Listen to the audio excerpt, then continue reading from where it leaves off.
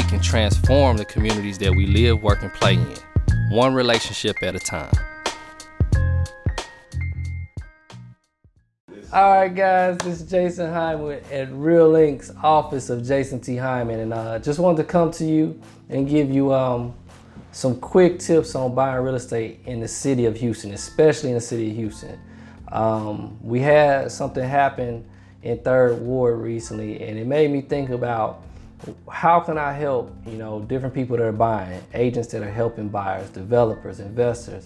How can I help them avoid the issue that happened recently that we went through? And it goes around land protection, or in this case, for those who are not familiar, planning. Now, Houston doesn't have zoning, but there are a lot of things that are in place that either restrict or give you rights to do what you want to do on your property. So I want you guys to tune in. We're going to talk about 5 things to consider when buying real estate in Houston. All right. So number one is deed restrictions. This is probably the most familiar form of protection for most. If you're out in the burbs, it's very prominent. Typically, you'll see what they call homeowners associations or HOAs. So if you're buying real estate, you'll see if there's an HOA fee, there's usually some kind of management company or some type of organization that's in charge of making sure that you paint your house, that you can't build so high, or all kind of restrictions that keep you in line, to keep the neighborhood a certain way, because people come and buy in the neighborhood for a certain reason. So they want to keep that value the same. Okay, so the first one is deed restrictions. All right, number 2, some of you may not be as familiar with this one, but historic preservation. So in some parts of Houston, and probably your city or town, you'll notice that no new homes are being built, or at least not looking like a new home. Historic preservation keeps things just like that, just as the word says, historic.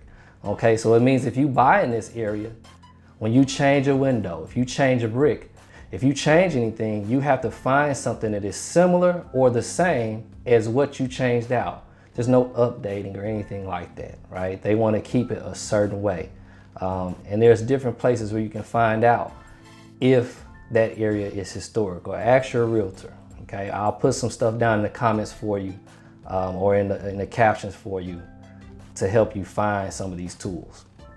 The next one is minimum lot size. In Houston, we have something called a minimum lot size restriction. This is not widespread. The community actually has to go out and get signatures to put lot size restrictions, but simply put, it just means that you can't subdivide a lot. So if I have a large lot, I can't cut it down to something smaller in order to build 2 structures, right? I have to build 1 structure, or one thing that goes on a lot.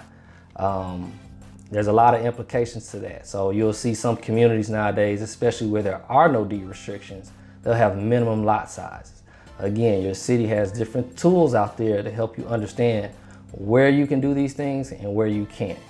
Okay, next, similar to minimum lot size, you have a minimum building line. Now, instead of restricting how many times you can cut your lot up, this kind of restricts how much you can build on your lot. The building is going to have to be a certain size, right? If everybody else's house, kind of is in line with one another, you likely aren't going to be able to build your house further out, or your building further out. You have to be in line with everyone else. It's a minimum building line, so it restricts how big you can build on your lot. And sometimes you'll see minimum building line and minimum lot size working together to kind of form almost a deed restriction in a sense, right? Put together, I have to build a house so big or so small, okay, to keep you in line with the rest of the neighborhood. Now, last but not least, it's not a restriction, but it's something you should definitely consider, and that's community involvement. Some areas have residents that are far more involved than others, but if you're not checking in with the people that already stay there, you may buy something, think that you can do it, and maybe piss off the wrong person, all right, and the wrong group of people. And there are protections in place for them, or rights for them to come down and protest what you're doing. So it's good to make relationships with those people, even if those first 4 protections aren't in place. So those are 5 things I feel like you need to watch out for if you're buying in Houston. If you got any questions, message me or hit me in the comments, and I'll see you guys next time.